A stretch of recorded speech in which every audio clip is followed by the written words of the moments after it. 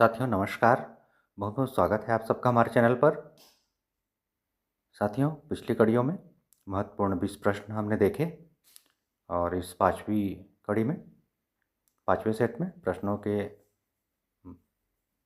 महत्वपूर्ण प्रश्नों के पांचवें सेट में चलिए 20 प्रश्न पुनः देखते हैं। चलिए शुरू करते हैं। प्रश्न पहला पूछा गया है, पौराणिक कथाओं के अनुसार किनके कहने पर भगवान श्री कृष्ण देवलोक या स्वर्ग से पारिजात वृक्ष धरती पर लाए थे?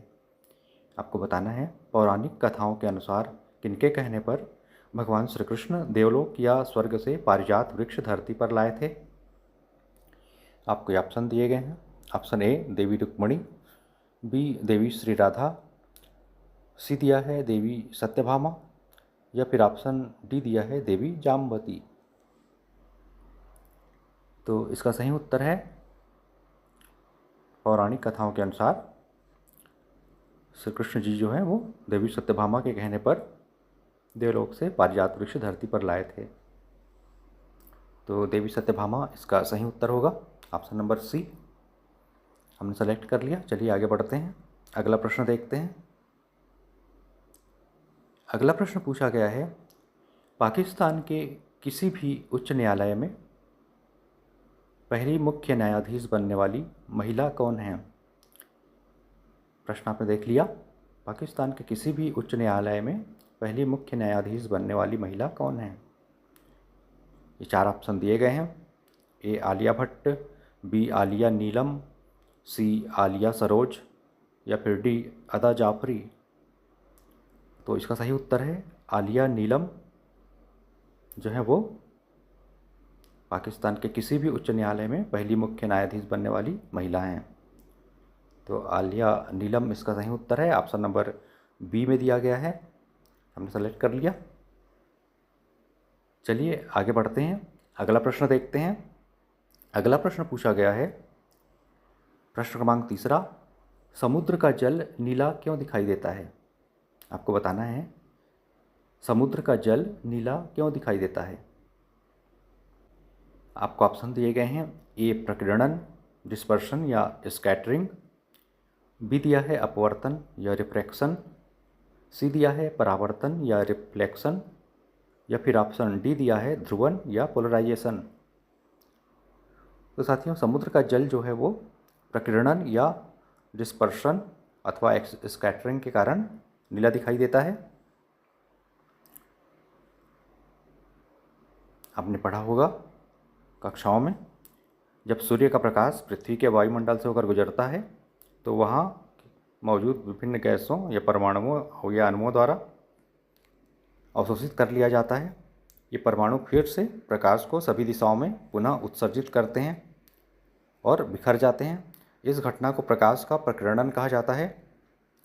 समुद्र के जल में भी यही प्रकीर्णन की घटना होती है एवं नीले रंग का प्रकीर्णन सर्वाधिक होता है, इसलिए जल का रंग हमें नीला दिखाई पड़ता है। तो प्रकाश का प्रकीर्णन जो है वो नीले रंग में अधिकतम और लाल रंग में अल्पतम होता है। तो चूंकि नीले रंग का प्रकीर्णन अधिकतम होता है अतः हमें समुद्र का जो जल है वो नीला दिखाई पड़ता है। तो इसका सही उत्तर है समुद्र का जल नीला दिखाई पड़ता है प्रकीर्णन के कारण। उत्तर आपने देख लिया। चलिए आगे बढ़ते हैं अगले प्रश्न की ओर। अगला प्रश्न पूछा गया है, केंद्र सरकार द्वारा किस भाषा को शास्त्रीय भाषा का दर्जा दिया गया है? आपको बताना है केंद्र सरकार द्वारा किस भाषा को शास्त्रीय भाषा का दर्जा दिया गया है। आपको ऑप्शन दिए गए हैं। Option A Sanskrit, option B Malayalam, option C Bengali, या फिर ऑप्शन डी उपरोक्त सभी। चलिए देखते हैं इसका क्या उत्तर होना चाहिए। तो केंद्र सरकार द्वारा अब कुल 11 शास्त्रीय भाषाओं को 11 भाषाओं को शास्त्रीय भाषा की दर्जा दी जा चुकी है। शास्त्रीय भाषाओं के रूप में स्वीकृत किया जा चुका है, दर्जा दिया जा चुका है। तो संस्कृत भी शास्त्रीय भाषा में शामिल हो चुकी है, मलयालम भी और बंगाली भी।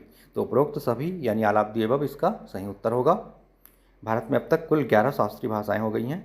भारत में अब कुल 11 शास्त्रीय भाषाएं हो गई हैं।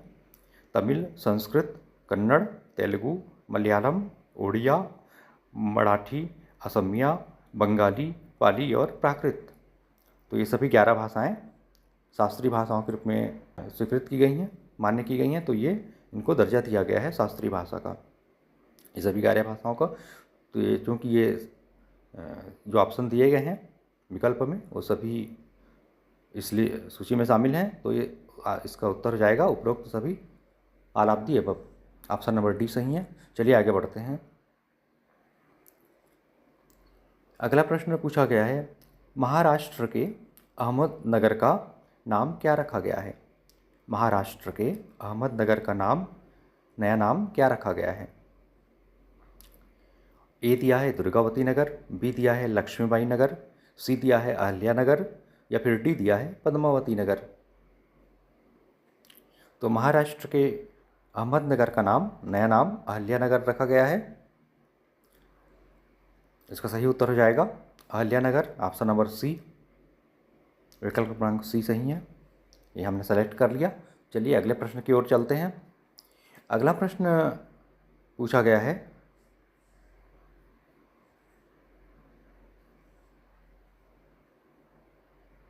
अंतर्राष्ट्रीय अनुवाद दिवस कब मनाया गया? आपको बताना है अंतर्राष्ट्रीय अनुवाद दिवस कब मनाया गया। ए 5 सितंबर, बी 30 सितंबर, सी 4 अक्टूबर या फिर डी 15 अगस्त। 4 ऑप्शन दिए गए हैं। तो अंतर्राष्ट्रीय अनुवाद दिवस जो मनाया गया वो 30 सितंबर को मनाया गया। तो 30 सितंबर ही को ही क्यों मनाया जाता है? क्योंकि 30 सितंबर को बाइबिल अनुवादक सेंट जेरोम का पर्व मनाया जाता है, जिन्हें अनुवादकों का संरक्षक माना गया है, संरक्षक संत माना गया है। सेंट जेरोम उत्तर पूर्वी इटली के एक पादरी थे, जिन्हें मुख्य रूप से न्यू टेस्टामेंट की ग्रीक पांडुलिपियों से बाइबिल के अधिकांश भाग का लैटिन में अनुवाद करने के उनके प्रयास के लिए जाना जाता है। उन्होंने हिब्रू सुसमाचार के कुछ हिस्सों का भी ग्रीक में अनुवाद किया। तो इसीलिए 30 सितंबर को वही अनुवादक दिवस, अंतर्राष्ट्रीय अनुवाद दिवस मनाया गया है इस बार भी 30 सितंबर को। संयुक्त राष्ट्र द्वारा ये घोषित किया गया है। चलिए आगे बढ़ते हैं। अगला प्रश्न पूछा गया है, IIFA अवार्ड्स 2024 में बेस्ट एक्टर या सर्वश्रेष्ठ अभिनेता का अवार्ड किसे मिला है? आपको बताना है IIFA अवार्ड्स 2024 में बेस्ट एक्टर या सर्वश्रेष्ठ अभिनेता का अवार्ड किसे मिला है?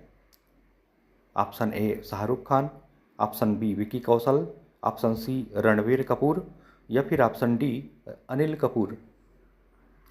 तो इसका सही उत्तर है शाहरुख खान को फिल्म जवान के लिए बेस्ट एक्टर का, सर्वश्रेष्ठ अभिनेता का अवार्ड दिया गया है 2024 IIFA अवार्ड्स 2024 में। तो शाहरुख खान इसका सही उत्तर हो जाएगा, ऑप्शन नंबर ए। और इसमें बेस्ट फिल्म में एनिमल को दिया गया है। तो चलिए आगे बढ़ते हैं, अगला प्रश्न देखते हैं। अगला प्रश्न पूछा गया है, नाटो के वर्तमान महासचिव कौन हैं? आपको बताना है नाटो के वर्तमान महासचिव कौन हैं। Option A Hastings Ismay, option B Oliver Franks, option C Mark Rutte या फिर ऑप्शन डी रुक्सेंड्रा पोपा। तो इसका सही उत्तर है मार्क रूटे, जो कि नीदरलैंड के पूर्व डच प्रधानमंत्री। तो मार्क रूटे इसका सही उत्तर हो जाएगा। और हेस्टिंग्स इसमें सबसे पहले महासचिव थे नाटो के, और रुक्सेंड्रा पोपा जो है वो मार्क रूटे से पूर्व महासचिव थे। और मार्क रूटे इन्होंने 1 अक्टूबर 2024 से अपना पदभार ग्रहण किया है। तो मार्क रूटे इसका सही उत्तर होगा। नाटो के वर्तमान महासचिव मार्क रूटे हैं। चलिए आगे बढ़ते हैं, अगला प्रश्न देखते हैं। खाने का सोडा, खाने का नमक और पानी, इनमें से कितनों में हाइड्रोजन होता है? खाने का सोडा, खाने का नमक और पानी, इनमें से कितनों में हाइड्रोजन होता है ये आपको बताना है। ऑप्शन दिए गए हैं, ए केवल एक में, बी केवल दो में, सी तीनों में, या फिर डी इनमें से किसी में भी नहीं। तो चलिए देखते हैं इसका सही उत्तर क्या होना चाहिए। खाने का सोडा होता है सोडियम बाइकार्बोनेट यानी NaHCO3। खाने का नमक होता है NaCl यानी सोडियम क्लोराइड। और पानी होता है हाइड्रोजन मोनोऑक्साइड यानी H2O। तो जैसा कि आप देख सकते हैं कि NaHCO3 सोडियम बाइकार्बोनेट में हाइड्रोजन है, पानी H2O में भी हाइड्रोजन है, परंतु नमक सोडियम क्लोराइड में हाइड्रोजन नहीं है। तो इसका उत्तर हो जाएगा केवल दो में। ऑप्शन नंबर बी सही है, ये हमने सेलेक्ट कर लिया। चलिए आगे बढ़ते हैं। हरे पौधों में प्रकाश संश्लेषण की इकाई को क्या कहते हैं?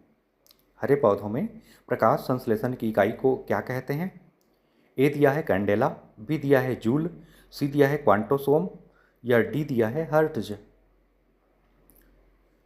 तो हरे पौधों में प्रकाश संश्लेषण की इकाई को कहते हैं क्वांटोसोम। क्वांटोसोम कहा जाता है प्रकाश संश्लेषण की इकाई को।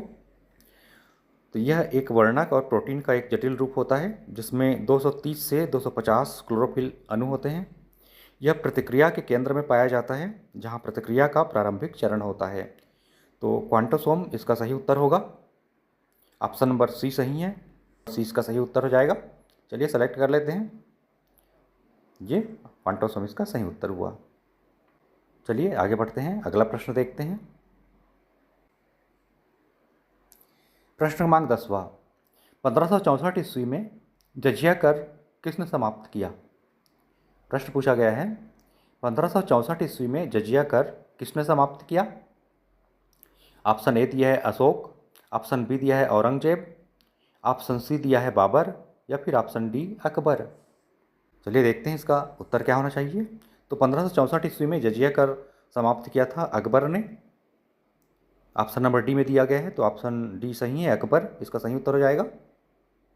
और अकबर ने दीन इलाही धर्म भी चलाया था, तो ये याद रखिएगा। चलिए आगे बढ़ते हैं, अगला प्रश्न देखते हैं। प्रश्न 11वां, कौन सा मूल दीर्घ स्वर नहीं है? नीचे दिए गए जो ऑप्शन हैं उनमें कौन सा मूल दीर्घ स्वर नहीं है? ऑप्शन ए आ, ऑप्शन बी ऊ, ऑप्शन सी ओ, ऑप्शन डी ई। आ, ऊ, ओ, या फिर ई। इसका सही उत्तर है ऑप्शन सी ओ। ऑप्शन सी में जो दिया गया है ओ, वो जो है वो मूल दीर्घ स्वर नहीं है, बाकी सभी दीर्घ स्वर हैं। देखिए बड़ी आ, बड़ी ऊ और बड़ी ई दिया गया है, और ओ जो है वो ओ और औ होता है, और ओ दिया है ये क्या है, मूल दीर्घ स्वर नहीं है। तो इसका सही उत्तर हो जाएगा option number C. Option number C सही है। चलिए आगे बढ़ते हैं, अगला प्रश्न देखते हैं। कौन सा 4 के वर्ग के बराबर है? नीचे दिए गए जो संख्याएं दी गई, नीचे जो पद दिए गए हैं उनमें से कौन सा 4 के वर्ग के बराबर है? कौन सा 4 के वर्ग के बराबर है? ऑप्शन ए 2 का चतुर्थ घात यानी 2⁴, बी दिया है 24 - 8, सी दिया है 3 × 4 + 4, 3 × 4 = 4, या फिर डी दिया है उपरोक्त सभी। तो चलिए देखते हैं इसका सही उत्तर क्या होना चाहिए। क्योंकि 2⁴ होता है 2 × 2 × 2 × 2 यानी 16 यानी 4⁴, 24 - 8 यानी 16 यानी 4⁴, और 3 × 4 + 4 = 12 + 4 = 16 यानी 4⁴। क्योंकि गुणा और भाग जो है वो पहले किया जाता है, तो इसलिए इन सभी का जो मान आएगा वो 4 के वर्ग के बराबर है, इसलिए ऑल ऑफ द अबव इसका सही उत्तर होगा, उपरोक्त सभी। चलिए आगे बढ़ते हैं, अगला प्रश्न देखते हैं। BSNL के साथ किस कंपनी ने 15,000 करोड़ रुपए की साझेदारी की है? आपको बताना है BSNL के साथ किस कंपनी ने 15,000 करोड़ रुपए की साझेदारी की है? Option A Reliance, option B Tata Consultancy Service, option C Airtel, option D Meta. तो इसका सही उत्तर है Tata Consultancy Service. Option number B में दिया गया है TCS यानी टाटा कंसल्टेंसी सर्विस ने BSNL के साथ 15,000 करोड़ रुपए की साझेदारी की है। इस डील का मकसद BSNL 4G इंफ्रास्ट्रक्चर को मजबूत करना तथा साथ ही BSNL 5G सर्विस को लेकर आगे की प्लानिंग करना है। तो इसका सही उत्तर है ये Tata Consultancy Service. Option number B में दिया गया है। सही उत्तर आपने देख लिया। चलिए आगे बढ़ते हैं। अगला प्रश्न देखते हैं। अगला प्रश्न 2021 में असम वैभव पुरस्कार से किन्हें सम्मानित किया गया था? 2021 में असम वैभव पुरस्कार से किन्हें सम्मानित किया गया था? ऑप्शन ए दिया है रतन नवल टाटा, ऑप्शन बी दिया है Rahul Gandhi, option C Mamata Banerjee, option D दिया है नवीन पटनायक। तो 2021 में असम वैभव पुरस्कार से रतन नवल टाटा जी को सम्मानित किया गया था। ऑप्शन ए में दिया गया है। तो रतन नवल टाटा इसका सही उत्तर होगा। चलिए आगे बढ़ते हैं। अगला प्रश्न देखते हैं। प्रश्न क्रमांक 15वां। 8,000 मीटर ऊंची सभी 14 पर्वत चोटियों पर फतह हासिल करने वाले दुनिया के सबसे युवा पर्वतारोही कौन बन गए हैं? प्रश्न आपने देख लिया। 8,000 मीटर ऊंची सभी 14 पर्वत चोटियों पर फतह हासिल करने वाले दुनिया के सबसे युवा पर्वतारोही कौन बन गए हैं? ए संतोष यादव, बी निमा रिंजी, सी बछेंद्री पाल या फिर डी अंकित सेन। ये चार आप विकल्प दिए गए हैं, आपको सही उत्तर का चयन करना है। तो इसका सही उत्तर है निमा रिंजी। निमा रिंजी जो है वो नेपाल के 18 वर्षीय निमा रिंजी शेरपा हैं। तो नेपाल के 18 वर्षीय निमा रिंजी शेरपा 8,000 मीटर ऊंची सभी 14 पर्वत चोटियों पर फतह हासिल करने वाले सबसे युवा पर्वतारोही बन गए हैं। इन्होंने अपना अभियान जो है वो 16 साल और 162 दिन की उम्र में शुरू किया था। तो निमा रिंजी इसका सही उत्तर हो जाएगा। ये नेपाल के हैं। तो ऑप्शन बी इसका सही उत्तर है, हमने सेलेक्ट कर लिया। चलिए आगे बढ़ते हैं। अगला प्रश्न देखते हैं। अगला प्रश्न पूछा गया है BS3, BS4 और BS6 किससे संबंधित हैं? BS3, BS4 और BS6 किससे संबंधित हैं?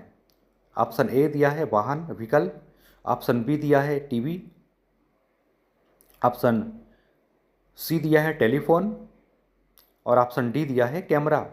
सही उत्तर आपको चुनना है। तो BS3, BS4 और BS6 वाहन से संबंधित हैं। इसका फुल फॉर्म होता है भारत स्टेज इमिशन स्टैंडर्ड्स।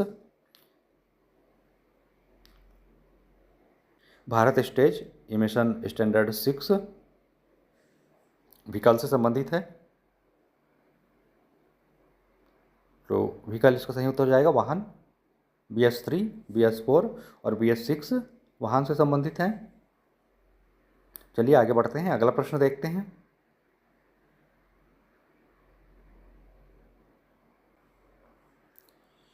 अगला प्रश्न पूछा गया है पद्मजा नायडू हिमालयन प्राणी उद्यान कहाँ है? पद्मजा नायडू हिमालयन प्राणी उद्यान कहाँ है? Option A Darjeeling Paschim Bengal, option B Naini Uttarakhand, option C Shimla Himachal Pradesh, option D Mandla Madhya Pradesh. तो साथियों पद्मजा नायडू हिमालयन प्राणी उद्यान जो है वो दार्जिलिंग पश्चिम बंगाल में है। पद्मजा नायडू हिमालयन प्राणी उद्यान दार्जिलिंग पश्चिम बंगाल में है। और अभी वहाँ जो रेड पांडा के लिए जो प्रोग्राम चलाया गया था उसके लिए चर्चा में है। तो ये टॉप में है। तो ये जो है वो अवार्ड के लिए सेलेक्ट किया गया है। तो ये दार्जिलिंग पश्चिम बंगाल इसका सही उत्तर होगा। पद्मजा नायडू हिमालयन प्राणी उद्यान दार्जिलिंग में है, दार्जिलिंग पश्चिम बंगाल में। चलिए आगे बढ़ते हैं। अगला प्रश्न देखते हैं। नालंदा विश्वविद्यालय की स्थापना किस काल में हुई थी? आपको बताना है नालंदा विश्वविद्यालय की स्थापना किस काल में हुई थी। ए दिया है मौर्य काल, बी दिया है गुप्त काल, सी दिया है कुषाण काल, या फिर डी दिया है इनमें से कोई भी नहीं।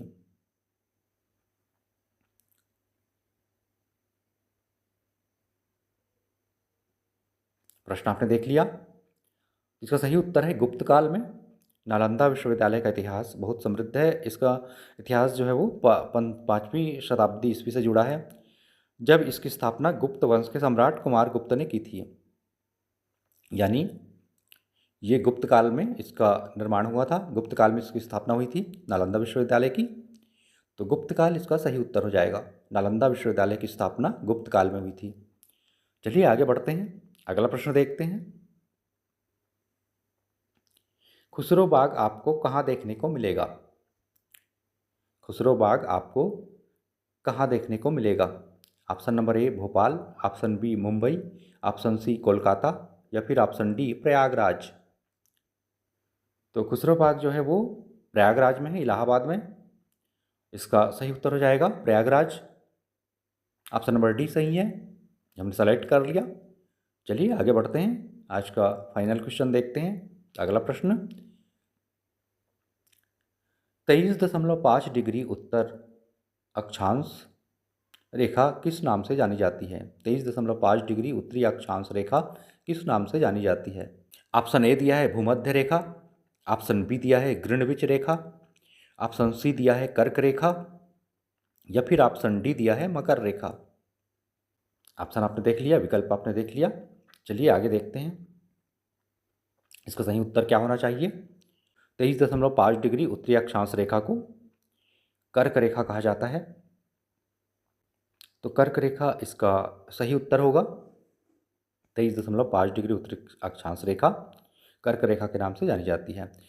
तो ये था इस अंतिम विश्व प्रश्न का सही उत्तर। अभी हमने 20 महत्वपूर्ण प्रश्नों के सही उत्तर देखे। आपको पसंद आए होंगे उत्तर, प्रश्न और उनके सभी उत्तर आपको अच्छे लगे होंगे। चलिए अगले सेट में मिलते हैं महत्वपूर्ण 20 प्रश्नों के सही उत्तरों के साथ। अनुमति दीजिए। बहुत बहुत धन्यवाद आप सबका। Thank you for watching.